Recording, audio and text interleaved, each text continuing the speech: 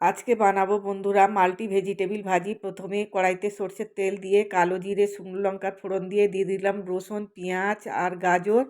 একটু ভাজা ভাজা হয়ে যেতে দিয়ে দিলাম লাউয়ের খোসা 70% সিদ্ধ করে রেখেছিলাম, দিয়ে দিলাম আর লবণ হলুদ দিয়ে আবার একটু ভাজা ভাজা করে নিলাম, 2 মিনিট করে নিয়ে দিয়ে দিলাম মটরশুঁটি, দিয়ে দিলাম পোস্ত, দিয়ে আবার 2 মিনিট নাড়াচাড়া করে রেডি আমার মাল্টি ভেজিটেবিল ভাজি। এখনকার ছেলে মেয়েরা বন্ধুরা তো ভেজিটেবিল খেতে চায় না, এইভাবেই খাওয়াতে হবে।